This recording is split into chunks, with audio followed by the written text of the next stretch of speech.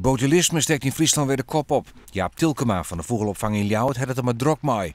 Alle dagen is hij op inspectie op zoek naar vogelslachtoffers. Hier op dit plakje daar lag juster nog een zieke.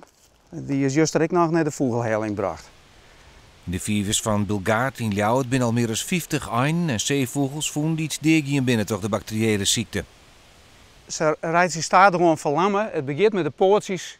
En dan krijg je de wurken, de vleugels, en dan gaan ze saai in het water lezen.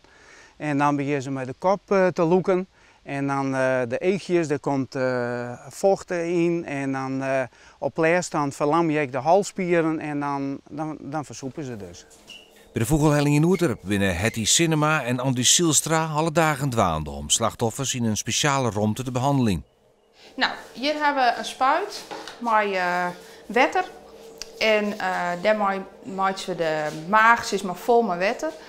En vervolgens proberen we ze elke 2 uur te spieren totdat die bacterie helemaal uit het lichaam is. De meesten rijden het na de behandeling weer op, omdat ze soms van 4 weken komen. Als je de kist aan de poortjes wil zien dat hij het net doorgaat. En de egels zitten dicht. Dus dat is een duidelijk kenmerk. Het blijft de komende weken simmer waar en dat betekent dat er nog meer slachtoffers verwacht worden uit alle patten van de provincie. Want de bacterie vult hem tegen thuis in het warme water. Ja, en dat komt dan door rotzooi, deren beesten, zuurstofarm, omdat het stilst in het water is. En dan krijg je dat gaat groeien. En dan uiteindelijk worden de beesten ziek. En dit ben dan nog één, maar ik orenbeesten kan je gewoon ziek van worden. Ik een hoen en een kat. Dus, en uiteindelijk misschien ik wel meesken, maar dat laat even nog een type. En dat is dus nog even een afwachtje.